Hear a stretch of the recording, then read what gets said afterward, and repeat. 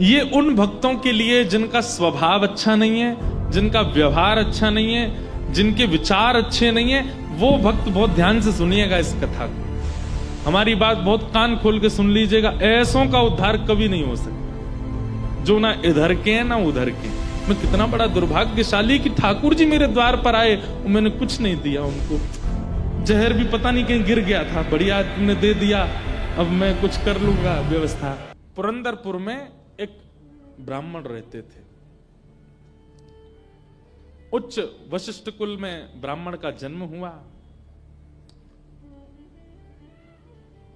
थे तो ब्राह्मण, शिखा सूत्र भी रखते थे, तिलक भी लगाते थे, लेकिन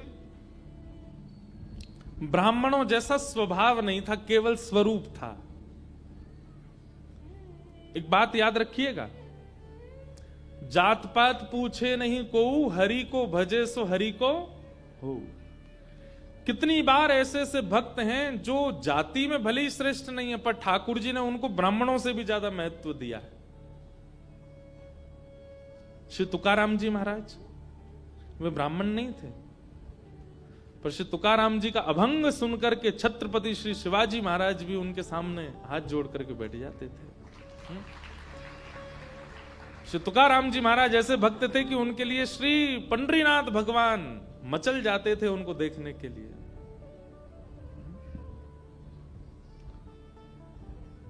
चोखो मेला पंढरपुर के पास भक्त हुए, उनका चरित्र मैंने कहा है। कैसे अद्भुत भक्त, श्रेष्ठ जाति के नहीं थे संसार के लिए, पर ठाकुर जी के लिए।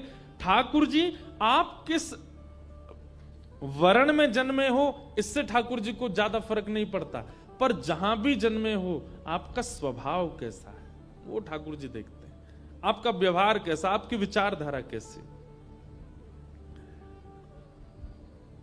तो ये उन भक्तों के लिए जिनका स्वभाव अच्छा नहीं है, जिनका व्यवहार अच्छा नहीं है, जिनके विचार अच्छे नहीं है, वो भक्त बहुत ध्यान से सुनिएगा इस कथा को। तो पुणे के पास में एक गांव है पुरंदरपुर, वहां पर एक ब्राह्मण रहते थे। स्वरूप ब्राह्मणों का था पर स्वभाव वैश्यों का। वैश्य मतलब हमारे बनिया भाई लोग, उनके जैसा उनका व्यवहार था। कैसा? व्यापार करते थे, धन देते थे, उस पे क्या बोलते हैं उसको, ब्याज पे, ब्याज पे धन देते थे लोगों को।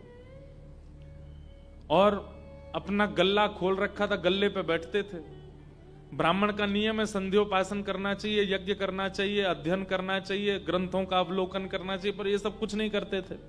सुबह उठे, केवल तिलक लगाया, स्नान स्नान करके चोटी शिखा बांधी और सीधे अपने गल्ले पे पहुंच जाते थे। उनको दिन भर का यही, क्या देना है देते रहो। और इन सबके साथ साथ महाकंजूस, खूब धनवान थे।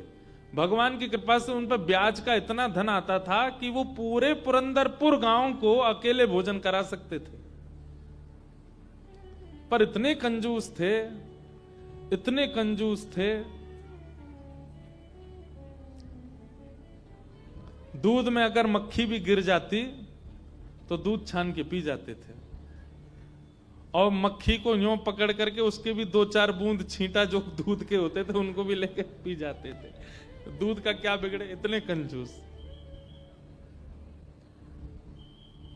और कंजूसाई की हद तो तब पार हो गई, उनकी पत्नी का नाम था सरस्वती देवी। क्या नाम था? तो सरस्वती देवी जो थी, उनके पिताजी ने इसीलिए ब्याह किया कि भाई ये विप्रदेव जो हैं बड़े धनवान हैं, बेटी खुश रहेगी हमारी। तो सरस्वती देवी का ब्याह हो गया। उनकी मां ने, पिता ने जितने गहने दिए, ब्याह के अगले दिन ही, सब लोग इधर देखो, बहुत ध्यान से सुनो कथा। ब्याह के अगले दिन ही सुबह सुबह ब्राह्मण देवता उठे, देवी सुनो, सबरे गहने उतारो अपने। बोले क्यों? अरे देखो कितनी अच्छी नक्काशी की है इसमें, कितने अच्छे से तुम्हारे कुंडल बने हैं, कितने अच्छे तुम्हारे गले के हार बने हैं, हाथ के तुम्हारे बढ़िया कंगन कड़ूला, रोज पहनोगी तो घिस जाएंगे, उतार दो सबको। पत्नी ने भारी भारी सामान सब उतार दिए, कानों के कुंडल, नाक की बाली और गले का एक मंगलसूत्र रहने दिया, हाथ के कंगन रहने दिए, पैरों की पाजेब और पायल रहने दी। लेकिन पुरंदर ये अपने ब्राह्मण देवता जो थे, इनको वो भी अच्छे नहीं लगते थे। रोज अपनी पत्नी को, क्यों इनको पहन के घूमती, उनको दे दो, अंदर तिजोरी में रख दूं मैं। पत्नी कहती है तो सौभाग्य है, ये तो पहनने दिया कीजिए। महाराज कहते कहते 6 महीना हो गए, रोज टोकते। अब तो ये स्थिति में आ गए कि पत्नी के हाथ का भोजन नहीं करते थे।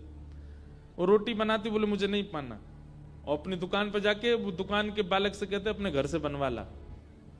दोनों भावना थी, एक तो नाराज थे पत्नी से कि गहने क्यों नहीं उतार रही है, दूसरा बढ़िया है घर का आटा बचेगा। इतने कंजूस। पत्नी बोली क्या करे, रात में बोली आप कैसे मानेंगे, बोले ये उतार दो जितने पहन रखे हैं। उसने कान के कुंडल भी उतार दिए, हाथ के कड़ूला भी उतार दिए, पाजेब भी उतार दी, गले का मंगलसूत्र भी उतार दिया। सब बिल्कुल कोरी हो गई बेचारी। केवल नाक की एक नथ रहने दी उसने। बोले एक तो रहने दीजिए, कम से कम इससे पता तो चले कि मैं सौभाग्यवती हूं। भाई सारे गहने उतार देना मां के लिए अशुभ होता है।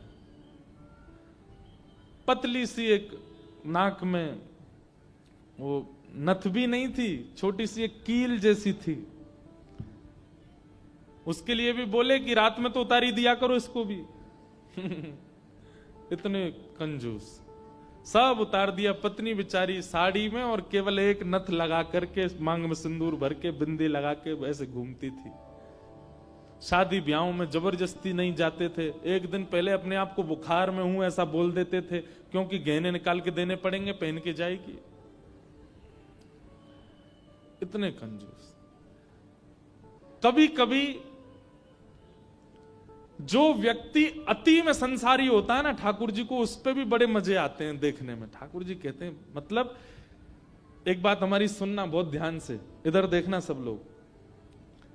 कई लोग ऐसे होते हैं, और आजकल ज्यादातर ऐसे होते हैं कि भक्ति में भी हैं और संसार में भी हैं।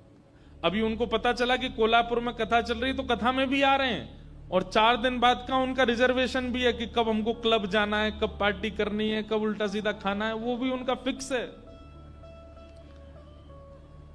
हमारी बात बहुत कान खोल के सुन लीजिएगा, ऐसों का उद्धार कभी नहीं हो सकता जो ना इधर के हैं ना उधर के।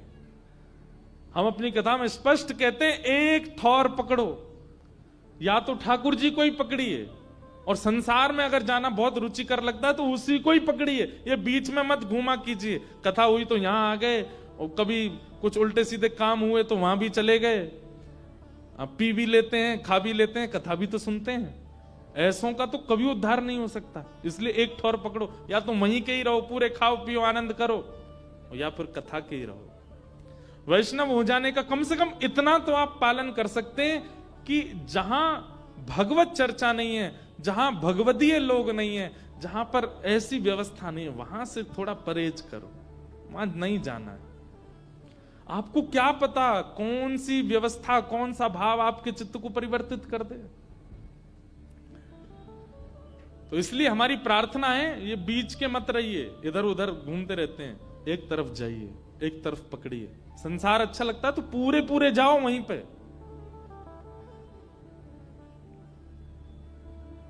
तो कभी कभी ठाकुर जी पूरे पूरे संसारियों पे भी ठाकुर जी रीझ जाते हैं। ठाकुर जी बोले, भाई ये ब्राह्मण देवता बड़ा बहुत अच्छा लग रहा हमको। क्यों? बोले इतना कंजूस तो हमने कभी नहीं देखा है, बहुत भयंकर कंजूस है। ठाकुर जी का मन आ गया उस पर। अच्छा, जो पत्नी थी ना सरस्वती देवी, वो बड़ी भक्ता थी। वो तो नाम जप भी करती थी, वो दर्शन करने के लिए भी जाती थी, लेकिन ये नहीं जाते थे उसके साथ। वो अपने माता पिता के मायके जब जाती थी तो मायके वाले लेके जाते थे उसको दर्शन कराने। ये तो कभी नहीं लेके जाते थे, तो कंजूस थे, खर्चा होगा। और मायके भी खुद नहीं लेके जाते, इनके भाइयों से बोल देते, बोले तुम्हें ही आके ले जाओ, उसमें भी खर्चा ना हो मेरा। सोचो कितनी ऊंचे लेवल के कंजूस। तभी ठाकुर जी का मन आ गया इस पे, तो इसको देखूं मैं एक बार। और हमारे श्री पंडरीनाथ भगवान, श्री विठ्ठल भगवान एक दीनहीन से ब्राह्मण का रूप धारण किया, फटी सी धोती पहनी, कुचैली मैली सी कुर्ता पहने और पुराना काला सा जनेऊ धारण किया, और महाराज ऐसी तिलक सा लगा करके बिल्कुल दीनहीन, झुर्रियां पड़ रही मुखमंडल पर, और ऐसे हाथ जोड़ते हुए इनके दुकान पर पहुंच गए। रूप रंग देख करके ही पहले तो ब्राह्मण देवता समझ गए, बोले अरे ये और आ गया, ये कुछ देना वेना तो है नहीं, मांगेगा। कहो तन पे नहीं लगता, चल दिए कलकत्ता, क्या करने आए हो? ठाकुर जी बोले बहुत गरीब ब्राह्मण हूं मैं, मेरी बेटी का ब्याह होने वाला है, अपनी पुत्री का ब्याह करना है मुझे, और मुझे ब्याह के लिए थोड़ी व्यवस्था चाहिए धन की। आप तो बहुत बड़े धनवान सेठ हैं, कृपा कर दीजिए ना, कुछ दे दीजिए मुझको, मैं अपनी बेटी का ब्याह कर दूंगा और थोड़ा ठीक हो जाएगा। या तो धन दे दीजिए, नहीं तो कुछ सामान दे दीजिए, सामग्री दे दीजिए, मैं उसी से कुछ ना कुछ तो व्यवस्था करूं। तो ये जो ब्राह्मण थे ना, ये जबरदस्ती रफू की हुई धोती और कुर्ता पहन के जाते थे कि कोई मांगने वाला आ जाए तो उसको दिखा दूं, देखो मेरे खुद के कुर्ता फटे, मैं तुमको कहां से दूं। तो ठाकुर जी को दिखाने लगे, ये देखो मेरी धोती यहां से उधरी हुई है, मेरा कुर्ता यहां से फटा हुआ, कैसे तुमको दूं, मैं खुद नहीं अपने नए खरीद पा रहा, तुमको कहां से दूं भाई। ये सब तो केवल बाहर का दिखावा है, मेरे पे कोई पैसा वैसा कुछ नहीं है, दूसरों का धन ले रखा है मैंने। भैया चलते बनो, कहीं और जाओ, किसी और से मांगो, भगवान करे तुम्हारी बेटी का ब्याह बहुत अच्छा हो। बोले मुझे या तो धन दीजिए, नहीं तो मैं यहीं बैठा रहूंगा। ठाकुर जी जिद पे आ जाएं तो उनको कौन हटावे। ठाकुर जी वहीं बैठ गए द्वार पे, बोले मुझे धन दो, ऐसे तो नहीं जाऊंगा, मैं आपके दर पे आया हूं, कुछ तो लेके जाऊंगा, मेरी बेटी का ब्याह है। अंत में हार करके ब्राह्मण बोला, देखो मैं ऐसे नहीं देता हूं, कुछ लाओ, मेरे पास गिरवी रखो, पैसा ले जाओ, और जब पैसा हो जाए तो पैसा देके अपना सामान ले जाना, तुम पे है कुछ देने के लिए। ठाकुर जी बोले मुझ पे तो कुछ भी नहीं है, मुझसे कुछ काम करा लीजिए दुकान में, मैं ये कर दूंगा, आपकी साफ सफाई कर दूंगा, इतना कर सकता हूं, उसके बदले कुछ दे। बोले उसकी जरूरत नहीं है, सब है नौकर चाकर मेरे पास, मैं तुम्हें बस इतना कह सकता हूं, कोई मूल्यवान सामग्री दो, पैसा ले जाओ, और जब पैसा हो जाए तो पैसा वापस दे के सामग्री ले जाना। मतलब इतना भी दान नहीं कर सकता मैं।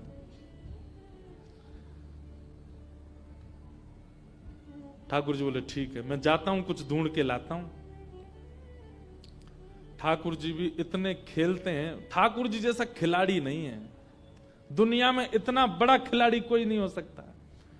ठाकुर जी गए उस ब्राह्मण देवता के घर, और घर जाकर के द्वार पे खड़े होकर रोने लगे। इतना रोए, भीतर से सरस्वती देवी निकल के आई। अरे अरे अरे अरे ब्राह्मण देवता, आप इतना रो क्यों रहे हैं, क्या बात है? छोटी सी मेरी लाली बड़ी हो गई है, उसका ब्याह के लिए मैं बहुत दिन से वर ढूंढ रहा था, बड़ी मुश्किल से एक लड़का मिला है, अपनी बेटी का ब्याह करना है। बहुत जगह ठोकरें खा के मांगा मैंने, मुझे किसी ने सहायता नहीं दी, अंत में तुम्हारे द्वार आया हूं, यहां भी नहीं मिला, बेटी को क्या मुंह दिखाऊंगा, यहीं प्राण त्याग दूंगा, जहर मेरी जेब में ही रखा है। सरस्वती देवी तो बेचारी बड़ी भावुक, भक्त का इस स्वभाव है कि वो दूसरे की पीड़ा देख ही नहीं पाएगा, तब समझो वो भक्त है। जो दूसरे की पीड़ा देख ले और देख करके भी बिल्कुल उसका मन घबराए ना, मन बिल्कुल नेत्र सजल ना हो, समझना उसमें भक्ति भाव उचित है नहीं। सरस्वती देवी तो रोने लगी, आंखें लाल पड़ गई, बोले भगवान मेरा मन अगर मुझ में सामर्थ होती मैं पूरा घर आपको दे देती, पर मैं क्या करूं? मेरे पतिदेव इतना प्रतिबंध लगा के रखते हैं कि मैं स्वयं ऐसे रहती हूं, मैं आपको क्या दूं? ठाकुर जी तो इतने पछाड़ खा के गिर पड़े, अरे हाय राम, अब तो मैं जहर खाना ही पड़ेगा, निकालू कहां है? सरस्वती देवी रुकी रुकी रुकी, ऐसा मत कीजिए भगवान, चरण पकड़ूं आपके, मेरे पास एक ही वस्तु है। और तुरंत अपनी नाक की जो कील थी वो निकाली और निकाल करके बोले ये ले जाइए, इससे थोड़ा बहुत धन आपको मिल जाएगा, स्वर्ण की है, आप अपनी बेटी का ब्याह तो नहीं कर पाएंगे पर कुछ व्यवस्था तो हो जाएगी आपकी। ठाकुर जी ने तुरंत, जहर भी पता नहीं कहीं गिर गया था, बढ़िया तुमने दे दिया, अब मैं कुछ कर लूंगा व्यवस्था। ठाकुर जी वो कील उसकी नाक की ले ली और सीधे गए उस ब्राह्मण की दुकान पर। देखो कितने उद्यमी हैं ठाकुर जी।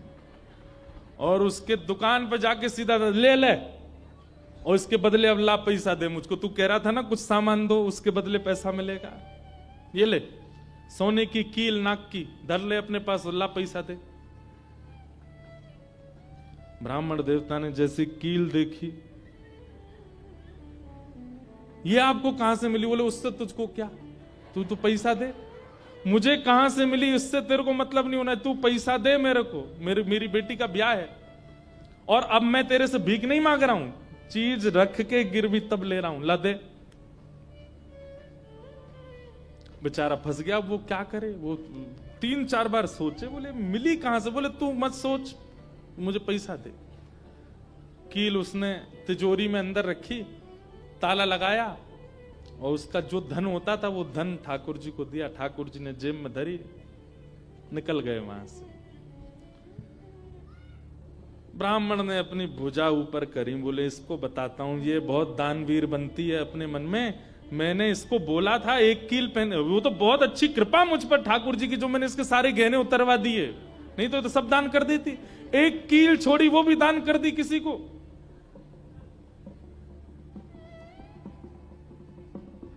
पहुंच गए। अब यहां वो ब्राह्मण जा ही रहा था अपने घर, उससे पहले दुकान का जो मुनीम था वो बेचारा सरस्वती देवी को बहुत मानता था, कभी कभी सहायता कर देती होंगी उसकी। वो सेठ जी से, इनसे ब्राह्मण देवता से पहले ही दौड़ के गया और जाके बोला, मैया आज बचो आप। बोले क्यों, आपने कोई कील दी थी किसी को? बोले हाँ दी तो थी, एक ब्राह्मण के ब्याह के लिए दे दी थी। क्या हो गया? उसने जाके वो आपके पतिदेव को ही दिया और बदले में ले गया पैसा। सरस्वती देवी, हाय नाथ अब नहीं बचूंगी, वो तो बहुत डांटेंगे। बोले वो आ रहे हैं, दुकान बंद कर दी उन्होंने, वो सीधे धोती चढ़ाए ऊपर चले आ रहे हैं सीधे, आप बचो। सरस्वती देवी बोली कहां जाऊं? हे पांडुरंगा, हे विठलनाथ, हे मेरे प्राणनाथ, मेरी रक्षा करो। ये कैसा नियम आपने मेरे आज जीवन में पहली बार तो कुछ दान किया, वो भी एक ब्राह्मण बेचारा अपनी हत्या करने पर तुला था तो मैंने किया। ये कैसा आपने खेल किया ठाकुर जी, कैसे भी मेरे पति को रोको। लेकिन इतनी डरती थी अपने पति से, इतनी व्याकुल हो गई, तुरंत विष ले लिया। बोली कि मैं उनका क्रोध नहीं सह पाऊंगी, उनकी मार पिटाई डांट नहीं सह सकती, उससे अच्छा तो मैं प्राण त्याग दूं अपने। और श्री पांडुरंग भगवान विठल की सामने सुंदर चित्रपट था, उसी के सामने नेत्र सजल हैं, हाथ में विष का प्याला लेकर के, और बस देखती जा रही है। बोले नाथ मैंने किसी और उद्देश्य से नहीं किया, केवल एक ब्राह्मण की पुत्री का ब्याह हो जाए इसलिए किया, मेरे पति मुझे छोड़ेंगे नहीं, इससे अच्छा मैं प्राण ही त्याग रही हूं। मुझे पता है शास्त्रों में प्राण आत्महत्या करना जघन्य अपराध है, पर मेरे पास और कोई उपचार नहीं है। और जैसे ही अपने मुख से लगा करके विषपान करने लगी, इतने में ही ऊपर से वो नाक की कील आकर के उसके पात्र में ही गिरी। और जैसी खन्न से आवाज हुई, नेत्र खोल करके देखा, भीतर अपने हाथ को डाल करके जैसे ही निकाला तो वही नाक की कील उसके हाथ में आ गई। और नाक की कील हाथ में आते ही इतने में ही वो ब्राह्मण का प्रवेश हुआ। प्रवेश होते ही उसने भीतर से किवाड़ लगाई, ढूंढने लगा कहां है, कोई साधन मिले इसको बताता हूं। पत्नी सामने खड़ी थी, कहिए कहिए, आज कुछ कहूंगा नहीं, आज तो करूंगा, तू बता तैने किसी को दान कैसे किया बिना मुझसे पूछे? तू क्या दान किया? तेरी नाक की कील कहां है बता। पत्नी ने अपना हाथ आगे किया, ये रे। उस ब्राह्मण ने जाकर के कील उठाई तेरे पास कहां से आई? बोले मेरे पास ही थी। नहीं, ये तेरे पास नहीं है, ये तो मेरे पास वहां रखी है तिजोरी में भीतर, चाबी मेरी यहां डली हुई है, तेरे पास कहां से आई? बोले मेरे पास ही है, अब बहुत दिन से पहनी हुई थी, साफ करने के लिए उतारी थी थोड़ी सी। ऐसा हो ही नहीं सकता है, मैंने इसके बदले मूल्य दिया है एक ब्राह्मण को, और ये मेरी तिजोरी में रखी है, चाबी मेरे पास है। तो रुक, अभी रुक, मैं अभी जाता हूं। और कील अपने संगी लेके गया, गए, जाकर के दुकान खोली, चाबी लगा करके खोली, तिजोरी जैसी खोल करके देखा उसमें वो कील थी नहीं, वो हाथ में थी। ब्राह्मण बोला ये कोई स्वप्न नहीं है, ये कोई अचंबा नहीं है, ये कुछ और है। नेत्र सजल हो गए, दौड़ करके घर आया, बोले मुझे सच बताओ क्या हुआ। पत्नी बोली सच बताऊं? बोले हाँ, मैंने ही ब्राह्मण को दी थी। हाँ, वो ब्राह्मण वृद्ध सा, उसके कुर्ते फटे थे, उसकी धोती उधरी सी थी। बोले हाँ, उसी को दी थी, वो मुझे दे के गया था और मैंने ये तिजोरी में रखी, तो फिर तेरे पास आई कैसे? बोले मुझे जब पता चला कि आप क्रोध करके आएंगे और मेरे को बहुत सुनाएंगे, डांटेंगे, मारेंगे, तो मैंने सोचा कि मैं इससे अच्छा तो अपने प्राण त्याग दूं, और मैं पांडुरंग के सामने रोते हुए विष लेकर के हाथ में पीने को हुई, इतने में ही आपका घुसना हुआ और ऊपर ना जाने कहां से वो नाक की कील आकर के इसमें गिर पड़ी। ये किसी और ने नहीं, और वो ब्राह्मण कोई और नहीं, साक्षात पांडुरंगा ही थे, वही आए थे, वही आए थे, वही ये सारी लीला करके गए हैं। मैंने जीवन भर भजन किया, जीवन भर विचार किया, दान करूं, पुण्य करूं, सत्कर्म करूं, यज्ञ करूं, पर आपने मुझे कभी अनुमति नहीं दी। अरे दुनिया के लोग कमाते हैं और दान करते हैं, पर हम कितने भाग्यशाली हैं कि स्वयं पांडुरंगा आए और आकर के हमारे कमाए गए धन को स्वयं लेकर के दान करवा के गए, ब्राह्मण बन के स्वयं अपने हाथ में लेकर के गए। ये आप पर और मुझ पर कृपा है।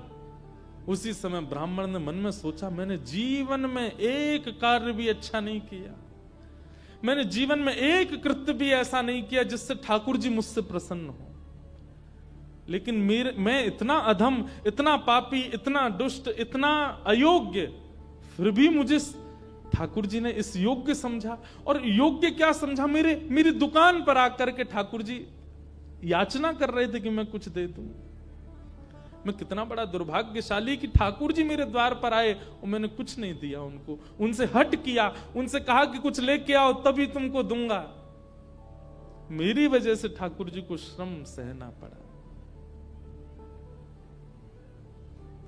कितने कृपालु हैं बंधुओं ठाकुर जी, आपके अवगुण नहीं देखते। मैं एक बात कथा में कहा करता हूं कि मानव में और परमात्मा में अंतर क्या है। मानव वो जो सब अत्यंत गुणवान में भी अवगुण देखता है, और ठाकुर जी कौन? जो अत्यंत अवगुणी में भी एक गुण देख लेते हैं, इसमें ये गुण है। हम आप कैसे हैं? हमारे सामने 100 प्रशंसा कर दी जाए एक व्यक्ति की, और वो व्यक्ति हमारे सामने आ जाए तो हम उससे 5 मिनट मिलने के बाद जब वापस जाएंगे तो वो कहेगा बताओ कैसा था, अच्छा था ना लड़का, मैंने उसके बारे में तुमको बताया था, अच्छा ठीक था, लेकिन उसमें भी ये कमी थी। हम कमी बहुत जल्दी ढूंढ लेते हैं, और ठाकुर जी अत्यंत अयोग्य, अत्यंत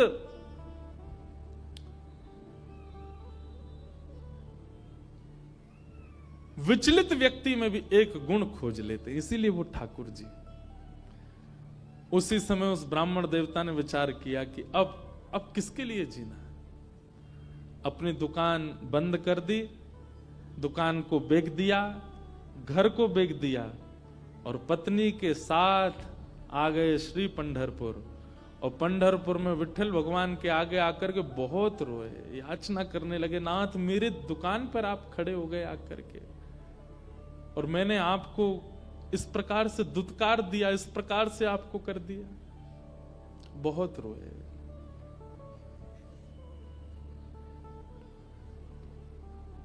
आहा,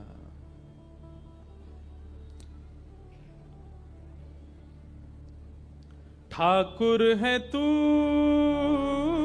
मैं तेरा पुजारी,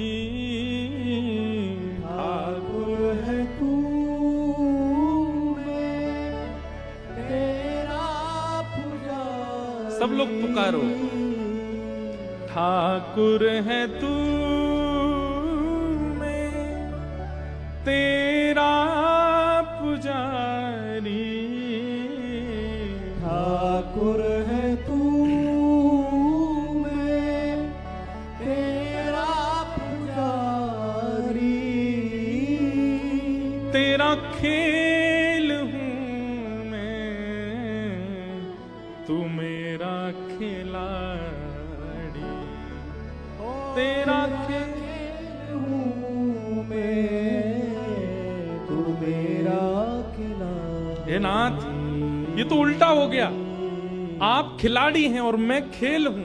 आपको मुझसे खेलना चाहिए, पर मेरे द्वार पर आकर के आप मांगते रहे और मैं मना करता रहा। मैंने गलत किया ना। और तब से उन्होंने पंढरपुर निवास कर दिया। सब छोड़ करके केवल पांडुरंग भगवान के सामने बैठ के कीर्तन गाते। उन्हीं का नाम फिर हो गया भक्त पुरंदर। बोलो भक्तराज पुरंदर की। इसीलिए कहते पुरंदराचा विठ्ठल, क्योंकि पुरंदरपुर के रहने वाले थे, इसलिए उनका नाम पुरंदर हुआ। और ठाकुर जी के आगे गा रहे हैं, मेरा नाथ तू है, मेरा नाथ तू है, नहीं मैं अकेला, मेरे साथ तू है, ओ मेरा नाथ तू है, मेरा नाथ तू है, नहीं मैं अकेला, मेरे साथ तू है, मेरा नाथ तू है, मेरा नाथ तू है, नहीं मैं अकेला, मेरे साथ तू है, मेरा नाथ तू है, मेरा नाथ तू है, नहीं मैं अकेला, मेरे साथ तू है, मेरा नाथ तू श्री राधा रमण लाल की। हो।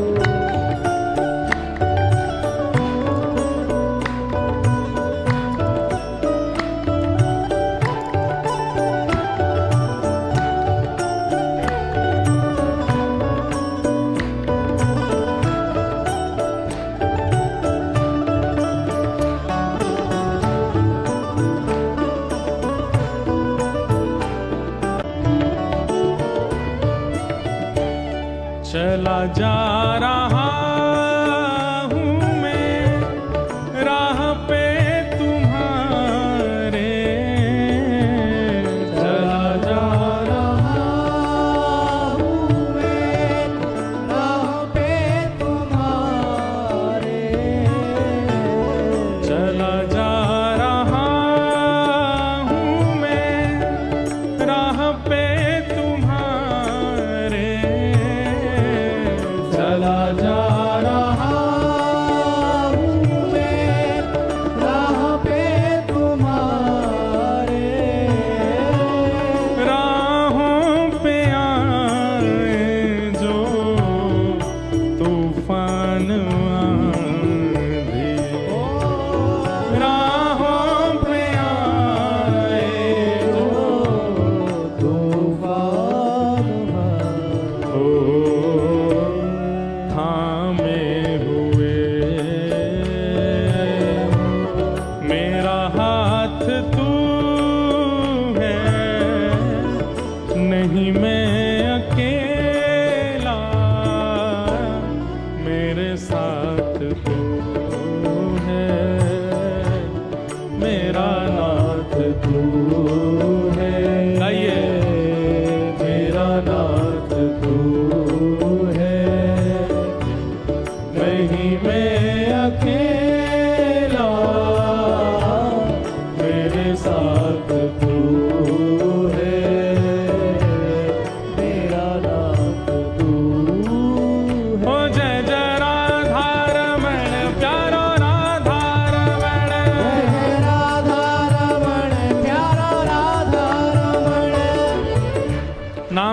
महाराज कहते हैं एक अभंग में कि अगर कीर्तन हो रहा हो ठाकुर जी की कथा में और अगर कोई व्यक्ति ताली ना बजावे और गाए ना, तो इसका दंड क्या मिलता है? बोले अगले जन्म में ना तो उसको जीभ मिलती है ना हाथ मिलते हैं।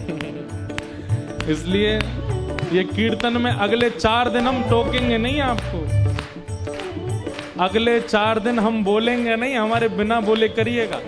और आपकी जिम्मेवारी है, जो ताली ना बजावे और जो ना गावे उसको बोलना भाई अगले साल, सॉरी अगले जन्म में ऐसे ही बोलना पड़ेगा आपको। इसलिए जीभ मिली है, इसका उपयोग करो। हाथ मिले हैं, दोनों भुजा उठा करके ओ जय जय राधा रमण प्यारो राधा रमण, जय जय राधा रमण प्यारो राधा रमण, जय जय राधा रमण प्यारो राधा रमण, जय जय राधा रमण प्यारो राधा रमण, ओ विठ्ठल नाथ रमण प्यारो नाथ ओ रमण, विठ्ठलनाथ रमण प्यारो नाथ रमण, विठ्ठल नाथ रमण प्यारो नाथ रमण, विठ्ठलनाथ रमण प्यारो नाथ रमण, ओ जय जय राधा रमण प्यारो राधा रमण, जय राधा रमण प्यारो राधा रमण, ओ जय जय राधा रमण प्यारो राधा रमण, जय जय राधा रमण प्यारो राधा रमण, ओ विठ्ठल माझा माझा मी विठ्ठलाचा, विठ्ठल माझा माझा मी विठ्ठलाचा, विठ्ठल माझा माझा मी विठ्ठलाचा, ओ विठ्ठल माझा माझा मी विठ्ठलाचा, हे विठ्ठल माझा विठ्ठल माझा विठ्ठल माझा मी विठ्ठलाचा, विठ्ठल माझा विठ्ठल माझा विठ्ठल माझा मी विठ्ठलाचा, हे विठ्ठल माझा विठ्ठल माझा विठ्ठल माझा मी विठ्ठलाचा, ओ विठ्ठल माझा विठ्ठल माझा विठ्ठल माझा मी गाइए, विठ्ठलाचा, हे विठ्ठल माझा माझा मी विठ्ठलाचा, ओ विठ्ठल माझा माझा मी विठ्ठलाचा, हे विठ्ठल माझा माझा मी विठ्ठलाचा, ओ विठ्ठल माझा माझा मी विठ्ठलाचा, ओ विठ्ठल माझा माझा मी विठ्ठलाचा, ओ विठ्ठल माझा माझा मी विठ्ठलाचा, हा विठ्ठल माझा माझा मी विठ्ठलाचा, ओ विठ्ठल माझा माझा मी विठ्ठलाचा, हे विठ्ठल माझा माझा मी विठ्ठलाचा, विठ्ठल माझा माझा मी विठ्ठलाचा, विठ्ठल माझा माझा मी विठ्ठलाचा। विठ्ठल माझा माझा मी विठ्ठलाचा, देखो हम एक बात अभी भुसावल में कह रहे थे कि हम उत्तर भारत वाले ऐसे नाचते हैं, महाराष्ट्र वालों को तो ऐसे नाचना चाहिए। आपके यहाँ तो ठाकुर जी ऐसे है ना, ओ विठ्ठल माझा माझा मी विठ्ठलाचा, विठ्ठल माझा माझा मी विठ्ठलाचा, विठ्ठल माझा माझा मी विठ्ठलाचा, विठ्ठल माझा माझा मी विठ्ठलाचा, हे विठ्ठल माझा विठ्ठल माझा विठ्ठल माझा मी विठ्ठलाचा, ओ विठ्ठल माझा विठ्ठल माझा विठ्ठल माझा मी विठ्ठलाचा, हे विठ्ठल माझा विठ्ठल माझा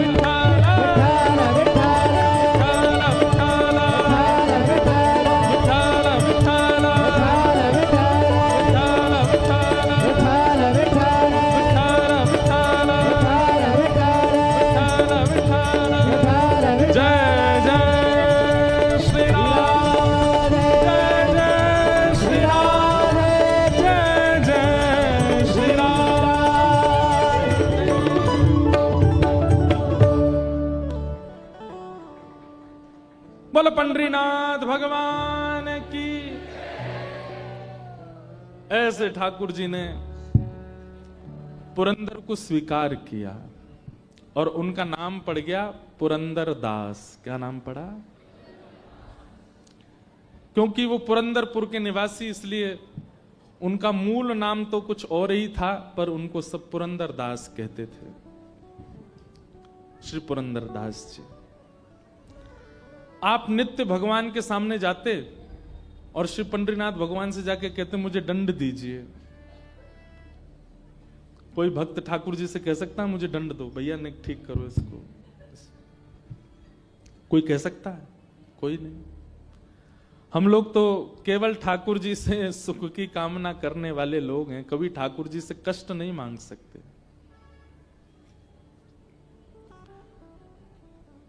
रोज ठाकुर जी से जाके कहते कि नाथ मुझे कुछ पीड़ा दीजिए, मुझे कोई कष्ट दीजिए।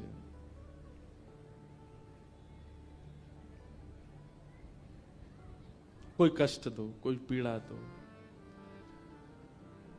एक दिन ठाकुर जी पुरंदर दास के स्वप्न में आए और स्वप्न में आकर के बोले, रोज मांगते हो कष्ट दो कष्ट दो, क्या कष्ट दें? बोले बस दे दीजिए जो उचित लगे, मुझे एक दंड भोगना है।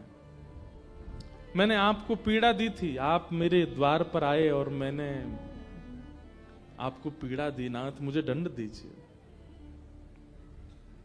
ठाकुर जी बोले तो फिर तुमको एक ही दंड है। बोले क्या? भारत में जितने तीर्थ हैं सबका दर्शन करने जाओ और सब जगह जाकर के जैसे हमारे सामने पद गाते हो वैसे सारे ठाकुरों के पद बना बना करके गाओ, सबको सुना के आओ।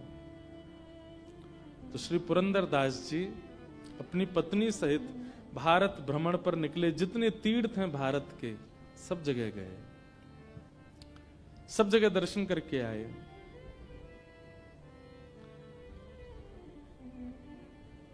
पास के कर्नाटक में एक विजयनगर नाम का एक स्थान है, वहां के राजा पुरंदर दास जी के परम भक्त हो गए। लेकिन वो राजा केवल श्री वेंकटेश तिरुपति बालाजी भगवान को ही भगवान मानते थे। वो कहते थे परमात्मा पृथ्वी पर केवल वेंकटेश भगवान है। तो पुरंदर दास जी को लेकर के वेंकटेश भगवान के दर्शन करने को गए। आपने वहां जाकर के भी ठाकुर जी का संकीर्तन गाया। और सबसे बड़ी बात थी श्री पुरंदर दास जी की जिस जिस प्रांत में गए वहां की भाषा में कीर्तन गाते थे। कर्नाटका में, मलयालम में, कन्नड़ में, तेलुगु में, मराठी में, बंगला में, उड़िया में, सारे भाषाओं में आपने मतलब कैसा दंड भोगा इन्होंने कि ऐसे नहीं ठाकुर जी ने कह दी तीर्थ चले जाओ तो सबरे तीर्थ घूम आए एक साथ ही। उस तीर्थ में जाते, वहां तीर्थ में जाके वहां की जो भाषा है उस भाषा को सीखते और फिर उस भाषा को सीख के वहां की भाषा में एक पद बनाते, पद ठाकुर जी को निवेदित करके तब अगले तीर्थ में जाते। ऐसे श्री पुरंदर दास जी ने अपने दंड को स्वीकार किया। कितनी बड़ी बात है। हमारे यहां कैसा होता है, समझ में आए बात तो ताली बजाओ, नहीं तो सुन लो। हमारे यहां कैसा होता है कि हमें अगर माता पिता दंड देते हैं हम उसमें भी ये सोचते हैं कि इसमें और क्या छूट मिल सकती है हमें। बच्चों को कई बार स्कूल में पनिशमेंट मिलता है, चलो हाथ खड़े करके बाहर चले जाओ। टीचर को लगता है बाहर भेज देना बहुत घातक है, इस बच्चे को थोड़ी अंदर फील होगी कि मुझे क्लास से बाहर कर दिया। पर बाहर जाके बच्चा बड़ा खुश होता है, वो हाथ नीचे और कर लेता है और कभी यूं से यूं कर लेगा, ऐसे से ऐसे कर लेगा। हमको भी खूब पनिशमेंट मिले ना स्कूल में। क्लास में खड़े रखना वो ज्यादा घातक है क्योंकि हाथ नीचे होता है तो टीचर चिल्लाते हैं सीधे करो। इससे बढ़िया तो बाहर भेज दे, बढ़िया है, नजारा दिखता रहता है, ठंडी हवा लगती रहती है, आने जाने वाले बच्चों से थोड़ी बातचीत भी हो जाती है। हम लोग कैसे दंड लेते हैं? जो दंड हमको मिला है उसमें भी हम कटौती करते हैं, उसमें भी हम थोड़ी बहुत रिलीफ कैसे मिले ये देखते हैं। पर भक्त ठाकुर जी के द्वारा प्रदत्त दंड को भी उत्सव मना देता है। पुरंदर दास जी ने उस दंड को उत्सव मना दिया। ठाकुर जी ने कहा हर तीर्थ का दर्शन करके आओ, भारत में जितने तीर्थ हैं सब जगह जाओ। उस तीर्थ में जाते और इतने दिन रहते कि वहां की भाषा आ जाए, और फिर उस भाषा में एक पद बनाते, ठाकुर जी को निवेदित करते, निवेदित करने के बाद फिर प्रणाम करके अगले तीर्थ में जाते। एक अच्छा खासा समय तीर्थ में व्यतीत करते। ऐसे श्री पुरंदर जी।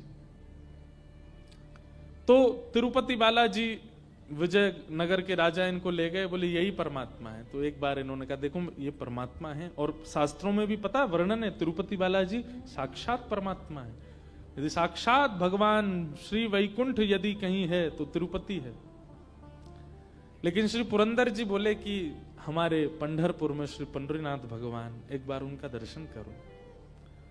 तो विजयनगर के राजा फिर पंढरपुर आए, और जैसे ही पंढरीनाथ भगवान की छवि को देखा, कमर पर हाथ, सुंदर ते ध्यान उभे विटेवरी, सुंदर ते ध्यान उभे विटेवरी, सुंदर ते ध्यान उभे विटेवरी, सुंदर ते ध्यान कर कटावरी, ठे बुनिया, सुंदर ते ध्यान उभे विटेवरी, सुंदर ते तुलसी हार गला कासे पीतांबर, तुलसी हार। गाइए, ये तो आपकी भाषा में है। हरी मैया ऐसे गा रहे हैं जैसे आज एकादशी आप लोगों की है। भाई हम वृंदावन के मराठी में गा सकते हैं, आप तो महाराष्ट्र के हो, क्यों नहीं गा रहे हो? कैसे हैं ठाकुर जी? तुलसी हार गला कासे पीतांबर, तुलसी हार।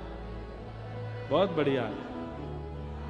भाई लोग पास हो गए हमारे, एक बार भाइयों के लिए ताली बजाओ।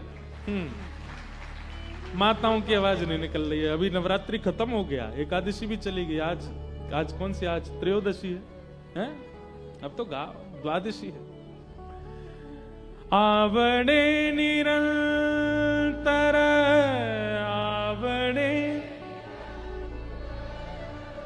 तेची रूप, सुंदर ते ध्यान उभे विटेवरी, सुंदर ते ध्यान हे उभे विटेवरी, सुंदर ते ध्यान। मकर कुंडले तलपति श्रवणे, मकर कुंडले तलपति, कंठी कौस्तुभ, कंठी कौस्तुभ मणि विराजित, सुंदर ते ध्यान उभे विटेवरी, सुंदर। तुका मणे माझे हेची सर्व सुख, तुका मणे माझे हेची सर्व सुख, पाहिन श्रीमुख, पाहिन श्रीमुख आवणिने, सुंदर ते ध्यान उभे विटेवरी, सुंदर ते ध्यान। आपको बताऊं, हम तो अपना काम पूरा कर रहे हैं। जैसे पुरंदर जिस नगर के ठाकुर जी के दर्शन करने जाते हैं, उसी प्रांत की भाषा में कीर्तन कर देते हैं। हम जगन्नाथपुरी जाते तो वहां उड़िया में कीर्तन सुनाए जाते ठाकुर जी को। महाराष्ट्र आए तो अब यहाँ मराठी में गा देंगे। अभी हम गुजरात जा रहे हैं, यहाँ से कथा करें, वहां गुजराती में गाएंगे। हम तो पुरंदर दास की तरह अपनी लीला कर रहे हैं पूरी। आप सोचो, महाराष्ट्र में रह के मराठी नहीं गा रहे हो, लेकिन आप सब जब गा रहे थे ना, एक एक रोआ खड़ा हो रहा था। गाया कीजिए। देखो, दुनिया के लिए नहीं गाना है, दुनिया के लिए नहीं नाचना है, दुनिया के लिए ना रोना है, दुनिया के लिए ना चलना है, दुनिया के लिए ना सजना है, ना संवरना है। ये सारे गुण केवल ठाकुर जी के लिए करना। गाना भी उन्हीं के लिए, नाचना भी उन्हीं के लिए, हंसना भी उन्हीं के लिए, हंसाना भी उन्हीं के लिए, सजना भी उन्हीं के लिए, सब कुछ उन्हीं के लिए करो। यही भक्त का स्वरूप होता है। विजयनगर के राजा ने जैसे ही पंडरीनाथ भगवान का दर्शन किया, आहा, वो तो मोहित हो गया। वो कहते हैं फिर लीला हुई, ठाकुर जी फिर कुछ दिन विजयनगर में विराजे, उस राजा के सुख के लिए। कथा है और गुरुजनों से सुन के फिर सुनाऊंगा उसको।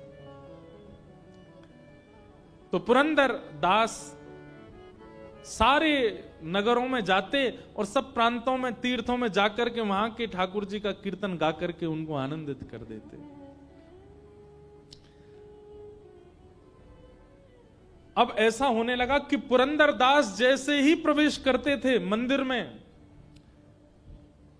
मंदिर में सुगंधी तो रहती ही है, लेकिन पुरंदर दास के आते ही अद्भुत सुगंधी वातावरण इतना सुगंधित हो जाता और श्री ठाकुर जी ऐसे चमकने लग जाते जैसे कोई मणि चमक रही हो। अब तो ये होने लगा कि लोग बाग समझ जाते थे, जैसे ही सुगंधी आती ठाकुर जी चमकते तो सब पीछे देखते, जरूर पुरंदर दास आया होगा। उसको देखने के लिए ठाकुर जी लालायित रहते थे। ये वही हैं 1 रुपया 1 कील के पीछे वो कर दिया था। ठाकुर जी को जिस पर कृपा करनी होती है, वो कितना भी अधम हो, अधम को भी अपना परम भक्त बना लेते हैं। बस कृपा होनी चाहिए। अब इसमें एक बात आई कि तो आप लोग कहीं ये सोचने लग जाओ हम भी कंजूस हो जाएं, हम पे भी हो जाए कृपा। आपने कथा सुन ली, अब नहीं होगा ये काम। नहीं सुनी होती और आप कंजूस स्वाभाविक होते तो कुछ होता भी। अब सुनकर के अगर दोष उत्पन्न करने जाओगे तो मार और पड़ेगी ठाकुर जी से, नहीं होगी कृपा। तो कहीं इससे आप प्रेरित मत हो जाना कि पुरंदर दास पर भी तो कितनी कृपा। दूसरी बात, पुरंदर दास भले कंजूस था, पर उनकी धर्म पत्नी, वो तो भक्त थी ना, उसकी कृपा से उसको ठाकुर जी मिल गए। भाई देखो, पाणी ग्रहण संस्कार ब्याह होता है ना, वो पत्नी का नाम पाप पत्नी नहीं है, भोग पत्नी नहीं, उसका नाम ही है धर्म पत्नी। वो जो भी धर्म करेगी, अगर चाहेगी तो आपका कल्याण होगा उससे। इसलिए भैया रोज हाथ जोड़ा करो इनके आगे, थोड़ा बहुत हमको भी दे देना अपना पुण्य। वैसे पत्नियां अपने लिए करती नहीं है, वो करती अपने पति बच्चों के लिए, वो अपने लिए करती कहां। दुनिया में जितने भी पुरुष सर्वश्रेष्ठ हो रहे हैं वो सब अपनी पत्नी की कृपा से ही हो रहे हैं। और इसका प्रमाण लक्ष्मी जी इन्हीं की कृपा से ये इतने पूज रहे हैं पूरी दुनिया में। पत्नी का बहुत बड़ा रोल होता है पति को कुछ बनाने में। तो अब पुरंदर दास की बड़ी ख्याति हो गई। पूरे पंढरपुर में या तो भीड़ पंडरीनाथ जी के दर्शन करने को होती है या पुरंदर के दर्शन करने को होती है। लोग उनका कीर्तन सुनने जाते थे, बैठते थे। वैष्णव को चाहिए, अगर बहुत मान सम्मान प्रतिष्ठा मिलने लग जाए तो प्रतिष्ठा देने वाले को रोक तो नहीं सकते, पर हाथ जोड़ करके उसी समय नेत्र बंद करके ध्यान करे कि हे नाथ, मैं इस लायक नहीं हूं, ये सब आपकी कृपा है, ये आपका ही है।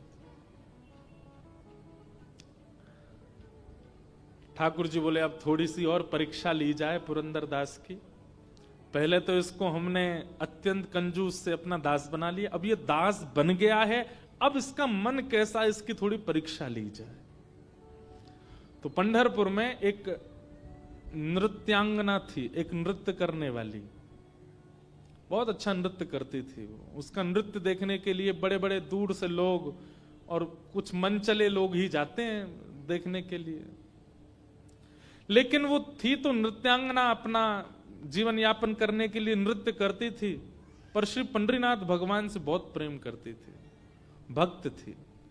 लेकिन मजबूरी में उसको ऐसा करना पड़ता था क्योंकि घर चलाना है। ऐसी थी कि उसके मन में ये भावना आती थी, वो जब लोगों को सामने देखती थी और जब उसकी वाहवाही करते थे ना लोग, हा क्या नाचती हो तुम, क्या बढ़िया, लोग उस पर धन लुटाते थे, तो वो उस समय नेत्र बंद करके सोचती, कभी पंडरीनाथ मेरे सामने ऐसे बैठे हों और मैं उनको नृत्य करके रिझाऊं, उनके सामने नाचूं, कभी मेरे नाथ मेरे नृत्य देखने के लिए आवे। और वो रोज पंढरपुर जाती, पंडरीनाथ विठल भगवान का दर्शन करके उनसे यही प्रार्थना की कि कभी आप मेरा नृत्य देखने आओ। वैसे है वो पवित्र नृत्य तो नहीं है, लेकिन नाथ मेरा भाव बहुत पवित्र है, कभी मेरे नृत्य में आप पधारो। तो पंडरीनाथ के पास में बहुत लंबा निमंत्रण था, बहुत दिनों से निमंत्रण था। ठाकुर जी बोले, भाई ये रोज हमको निमंत्रण देके जाती है, एक दिन चलें इसके नृत्य में, थोड़ा देख के आवे। ठाकुर जी बोले, ऐसे गए तो हो गया काम, क्या करें।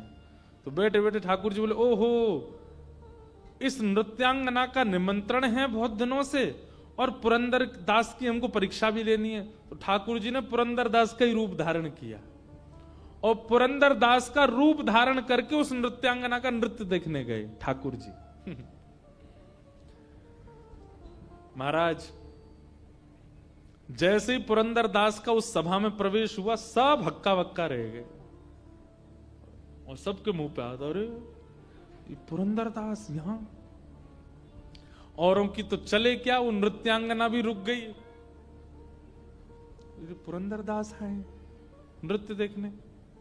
आए तो जो खा पी रहे थे लोग वो सब सतर्क हो गए, सब सम्मान करते थे उनका, थोड़े दूर खड़े हो गए, सब हाथ जोड़ करके सबने मुंह पोंछा, अपने हाथ वाथ धो लिए, भैया पुरंदर दास आए, कुछ कहने आए होंगे। नृत्यांगना भी रुक गई एक कोने में जाकर के, बोले ये क्यों आए, कुछ समाचार देने आए, कुछ कहने आए, उपदेश करने आए, कीर्तन सुनाने क्यों आए हैं। पुरंदर दास बोले, कहाँ बैठते हैं लोग, अच्छा इनमें बैठते हैं। तुरंत एक मसनद ली, उस पर ऐसे हाँ नाचो, तुम नाचती क्यों नहीं, हम तुम्हारा नृत्य देखने आए। और वहां सब लोग राम राम राम राम, सुबह भक्ति करता है, मंदिर में जाके करताल बजाता है, मंजीरा पीटता है, बता नृत्य देखने आया। लेकिन वो नृत्यांगना जो थी ना, उसके नेत्र सजल हो गए। बोले हरि तो नहीं आए, लेकिन हरिजन आए हैं, ये जरूर मेरे पंडरीनाथ ने भेजे होंगे। एक बात कहें भैया, हरि यदि प्रसन्न हो गए तो हरि प्रसन्न हो तो वैकुंठ देत। हरि अगर प्रसन्न होंगे तो वैकुंठ देंगे, लेकिन हरिजन यदि प्रसन्न हो गए तो वो तो हरि को ही दे देंगे आपको। इसलिए हरि प्रसन्न हो इसकी ज्यादा इच्छा मत रखो, हरिजन प्रसन्न हो, हरि के भक्त प्रसन्न हो। नृत्यांगना तो नेत्र सजल हो गए उसके और वो नृत्य करने लगी और ये भावना करने लगी कि ये हरिजन नहीं, साक्षात मेरे विठ्ठल आए हैं आज मेरा नृत्य देखने। वो स्वयं तो नहीं आएंगे, इसलिए पुरंदर दास को भेज दिया है। भावना बहुत ऊंची चीज है बंधुओं, आज इसी भाव से कथा का प्रारंभ किया, तो भावना करना प्रारंभ कीजिए। और नृत्यांगना ने ऐसा नृत्य किया, बहुत सुव्यवस्थित किया, उसमें कुछ किसी भी प्रकार का ओछापन नहीं था नृत्य में, बहुत अच्छा नृत्य किया। और नृत्य करके जब नृत्य में द्रुत गति उसने पकड़ी, पुरंदर दास तो ताली बजाने लगे, पुरंदर दास भी नृत्य करने लगे, और संग वाले गए राम राम राम। ये क्या जमाना आ गया, कलयुग, घोर कलयुग आ गया है। लोग बाग तो चिढ़ने वाले तो सबके होते हैं भाई, किसी जिसका सम्मान बहुत होता है ना, जिसके बहुत प्रेम करने वाले होते हैं, उससे प्रेम करने वालों से ज्यादा चिढ़ने वाले होते हैं। अब तो वही सब जो पहले से वहां बैठे थे वो दौड़ दौड़ करके गए और नगर के लोगों को निमंत्रण, आओ आओ आओ दिखाएं, तुमको दिखाएं, देखो वहां नृत्यांगना का नृत्य देखने कौन आया। और वहां लोग पहले तो अरे नहीं ऐसी जगह हम नहीं जाएंगे। अरे तुम नहीं जाओगे, तुम जिसका सत्संग सुनते हो वो पुरंदर दास बैठा है वहां पे, चलो देखो। सब जाकर के देखें पुरंदर दास को, तो अरे राम ये बैठे यहां पर नृत्य देख रहे हैं। पूरे नगर में हवा की तरह बात फैल गई। कथा के बड़े बड़े पोस्टर लगा दो तो भी आदमी 8:30 के बाद ही आएगा। और कहीं ऐसे कृत्य चलते हो, कहीं तमाशा चल रहा हो, कहीं पर उल्टे सीधे कृत्य चल रहे हो, बिना निमंत्रण के लोग पहुंच जाते हैं, बिना पोस्टर के लोग पहुंच जाते हैं। जगह नहीं बचती महाराज, तिल नहीं रखा जाएगा वहां पे, और अड़मड़ के लोग पहुंचते हैं। और बुरा नहीं मानिएगा, माताओं की संख्या सत्संग में ज्यादा, भाइयों की संख्या ऐसी जगह पे ज्यादा होती है, सबसे ज्यादा वहीं पहुंचेंगे। दुर्भाग्य। एक पद मुझे याद तो आ रहा है पर अभी नहीं गाऊंगा, थोड़ी देर में सुनाता हूं। कबीरदास जी का पद मुझे याद दिला देना, कबीरदास जी का पद गाना है, गाऊंगा। तो सब लोग देखने लगे। पुरंदर दास जी बोले वाह वाह वाह वाह, आनंद आ गया, क्या नृत्य किया तुमने, मैं कुछ देना चाहता हूं, कुछ है नहीं मेरे पास, क्या करूं। तो अपना सोने का कड़ूला उतार करके और उसको दे दिया, लो तुम्हारा, और दे करके चले गए। लोग बाग क्या कहें, अरे राम कितना गलत हुआ। लेकिन वो कड़ूला पुरंदर दास का नहीं था, श्री विट्ठल भगवान का था। और दे करके ठाकुर जी तो मंदिर में जाके व्यवस्थित हो गए, परीक्षा भी हो गई और निमंत्रण भी स्वीकार हो गया, दोनों काम कर आए। ठाकुर जी के चक्कर में पड़ मत जाना, किसी दिन बहुत खेलते हैं, इन जैसा खेल कोई नहीं खेलेगा। प्रार्थना तो करना कि एक बार तो खेल के दिखाओ, ठाकुर जी कैसे ऐसा खेलेंगे महाराज। विराट कोहली वगैरह एक तरफ, ठाकुर जी की बैटिंग के आगे सब पीछे हैं, ऐसा खेलते हैं।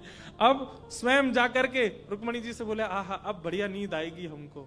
क्यों बोले बहुत दिन से बुला रही थी, उसके यहाँ भी हुआ है, वो पुरंदर दास के हमको मन की स्थिति पहचाननी है, वो काम भी कर आए। रुक्मणी जी बोले ऐसा क्या किया, बोले रोहन दो, सूर्योदय होते ही पता चलेगा। दूसरे दिन सूर्योदय हुआ। अब क्या था कि लोग बाग बातें तो बना रहे थे पुरंदर दास की, लेकिन कोई कहीं बड़ी जगह से उछले तो इस पर थोड़ा रोष दिखाया जाए। उस समय फोन तो होते नहीं थे, किसी ने वीडियो बना के वायरल कर दी हो। अब सब आंखों से देखी जिनकी थी वो थी। सब प्रतीक्षा कर रहे हैं बात। आज पुरंदर दास जी अपने घर से निकले, जो प्रणाम करने वाले थे वो भी कह रहे थे पुरंदर दास बोले भाई रामकृष्ण हरि।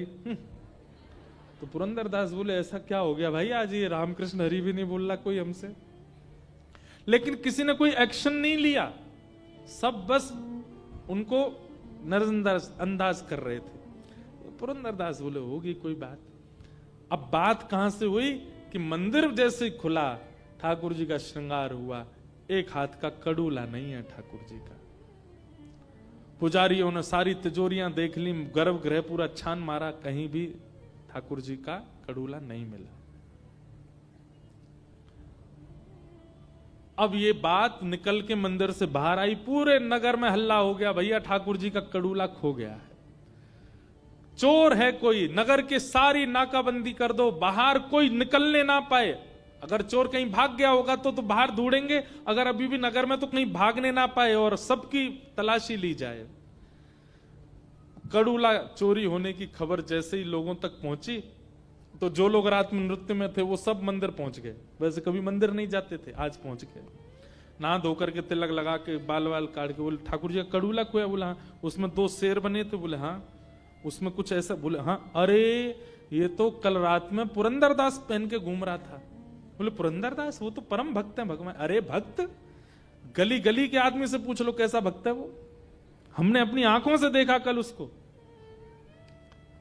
पुजारियों के मन में विश्वास तो नहीं आ रहा था कि ऐसा कुछ होगा, पर जब हर एक व्यक्ति से पूछा गया तो सब ने कहा, बोले कि हमने अपनी आंखों से देखा। कल रात में वो वहां थे और वहीं उन्होंने प्रसन्न होकर के नृत्यांगना को वो कड़ूला उतार के दिया। हो सकता है कि वो कड़ूला पंडरीनाथ जी का ही हो, और नहीं तो आप वो नृत्यांगना के घर की तलाशी ले लो। सब लोगों ने जाकर के जब नृत्यांगना से उसको पकड़ा और उसको पूरे घर की तलाशी ली, कड़ूला मिल गया। और उससे पूछा किसने दिया तुमको, सच बताओ नहीं तो तुम्हारे प्राण हरण कर लेंगे। किसने दिया? सबने देखा तो था, पर तुम प्रमाणित करो किसने दिया। उसने कहा कल परम भागवत श्री पुरंदर दास जी आए थे मेरा नृत्य देखने, मेरे लिए तो साक्षात विट्ठल ही आए थे, उन्होंने मुझे दिया। पूरा पंढरपुर इकट्ठा हो गया, सब पहुंच गए पुरंदर दास के घर के बाहर। और आज तक जिसकी खूब जय जय होती थी, आज द्वार पर जाकर के मानो जैसे द्वार तोड़ देंगे लोग। पहले से ही सब खुंदस में बैठे थे कि ये नृत्यांगना के यहां जाते हैं और फिर चोरी भी करते हैं। एक साथ इतने सारे इल्जाम लग गए। पुरंदर दास निकल करके आए तो किसी ने भी कुछ पूछा नहीं, उनके गले वान पकड़ा और खींच करके ले गए। बोले ढोंगी पाखंडी नाटक करता है ठाकुर जी के आगे, तेरे पूर्व के किस्से सुने हमने, तू कितना बड़ा कंजूस था, और तू यहां आकर के अपने उन पुराने उन भावों को धोने के लिए यहां पर आकर के बहुत बड़े बड़े कीर्तन करने लग रहा है। और श्री ठाकुर जी के मंदिर के बाहर के एक स्तंभ से उनको बांध दिया, और बांध करके एक एक व्यक्ति आता है और एक एक हाथ देता है। पुरंदर दास कह रहे हैं मेरा दोष क्या है ये तो बता दो।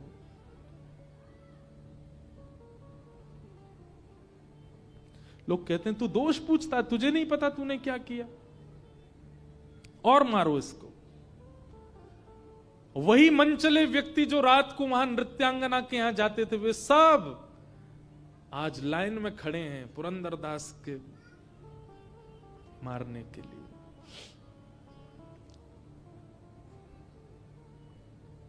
रुक्मणी जी बोली विठोबा ये क्या हो रहा है। ठाकुर जी बोले मुझे पीड़ा तो है, पर मुझे ये परीक्षा लेनी है थोड़ी सी, ताकि भक्तों को पता चले कि मेरे वैष्णव कैसे होते हैं।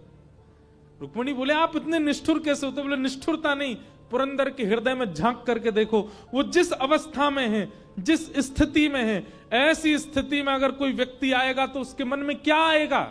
रुक्मणी जी बोले उसके मन में यही आएगा कि मेरा दोष क्या है, मेरे पाप क्या है, मेरे अवगुण क्या है, मैंने ऐसा क्या किया जो मेरे साथ ऐसा व्यवहार किया जा रहा है, वो यही सोचेगा। रुक्मणी ठाकुर जी बोले रुक्मणी एक बार पुरंदर के हृदय में झांक करके देखो कि उसके मन में क्या चल रहा है।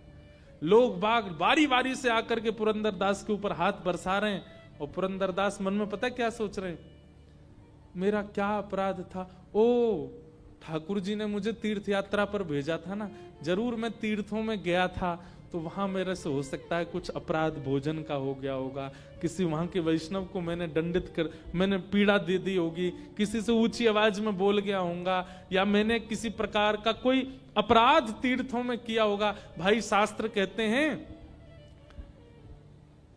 अन्य क्षेत्रे कृतम पापम तीर्थ क्षेत्रे विनश्यति, और तीर्थ क्षेत्रे कृतम पापम वज्रलेपो भविष्यति। आप पूरी दुनिया में कोई भी पाप करोगे, तीर्थ में जाने से आपका वो पाप नष्ट हो जाता है, पर तीर्थ में यदि कोई पाप आपसे हो गया तो वो तो पत्थर की लकीर है, उसको कोई नष्ट नहीं कर सकता। अगर जगन्नाथपुरी, बद्रीनाथ, द्वारिका में आपने कोई पाप किया, पत्थर की लकीर है, वो तो आपको भोगना ही पड़ेगा, वो मिटेगा नहीं। तुरंत ये बात सोच करके और पुरंदर हंसने लगे, बोले वाह वाह जय हो विट्ठल भगवान तुम्हारी जय हो। मैंने तीर्थों में पाप किए थे और मेरे वो पाप पत्थर की लकीर हो गए, तो आपको चिंता हो गई कि मेरे पुरंदर दास के पाप अब पत्थर की लकीर हो गए, इनको मैं कैसे मिटाऊं। तो आपने ये योजना अपनाई कि पंढरपुर के लोगों से आज मुझे दंड दिलवा करके जो मेरे तीर्थों के पाप हैं उनको आप नष्ट कर रहे हो। ठाकुर जी मैं प्रसन्न हूं, आप जितने चाहे वैष्णवों को भेजिए, मैं सबके द्वारा दिए गए इन दंडों को स्वीकार करूंगा। ये देख करके रुक्मणी जी के नेत्र सजल हो गए।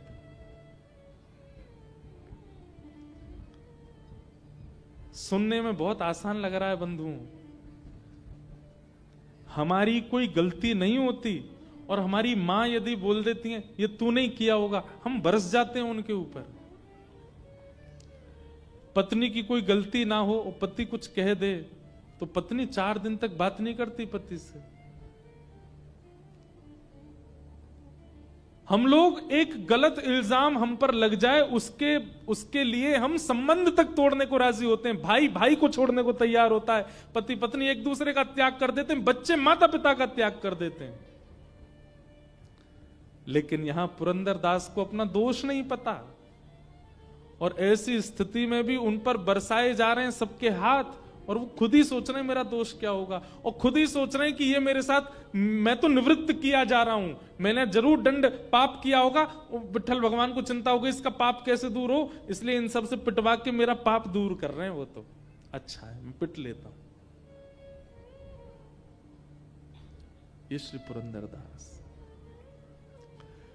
जब रुक्मणी जी ने देख लिया, पंडरीनाथ भगवान के आगे हाथ जोड़े, मैंने देख लिया नाथ, मैं आपसे प्रश्न करती रहती हूं कि ऐसा क्या है इन भक्तों में, इनका नाम गुणगान गाते हो आप, रात भर करताल बजा करके घुंघरू पहन करके नृत्य करते हो, ऐसा क्या करते हैं भक्त? केवल भोग ही तो लगाते हैं, तिलक ही तो अर्पित करते हैं, आपको आके प्रणाम ही तो कर देते हैं, माला ही तो पहना देते हैं, और क्या करते हैं? आज आपने मुझे दिखा दिया कि भक्त कैसे होते हैं नाथ, अब रोकिए, मैं मुझसे देखा नहीं जा रहा है। और तभी मंदिर के गर्भगृह के भीतर से श्री पांडुरंग भगवान बोल पड़े, अरे पंढरपुर वासियों सावधान हो जाओ, तुम जिस पुरंदर को स्पर्श कर रहे हो, जिस पर तुम हाथ बरसा रहे हो, ये उसका अपराध नहीं है।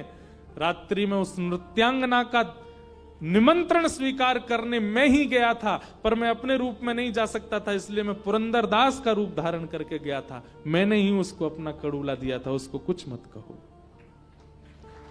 ये सुन करके सब लोग रोने लगे, सब दंडवत हो गए, पुरंदर दास जी को हृदय से लगाने लगे। जहां जहां उनको चोट आई थी सब पुजारी जन बैठ करके उनको मल्लम पट्टी करने लगे और सब श्री पंडरीनाथ भगवान के आगे नतमस्तक हो गए। जय हो विठ्ठल भगवान, आपकी जय हो। ऐसे हमारे ठाकुर जी तो जो करें सो करें, पर भक्त की स्थिति देखो। हम अपने आप को भक्त कहते हैं, मत कहा कीजिए भक्त, हम सहन करना जानते नहीं, हम लोग इस स्थिति में रह नहीं सकते, हम भक्त कहते हैं अपने आप को। ऐसे श्री पंडरीनाथ भगवान को हम बारंबार प्रणाम करते हैं। बोलो पुरंदर दास की, पुंडलीक वरदा श्री हरि विठ्ठल ज्ञान देव तुकाराम, श्री पंडरीनाथ भगवान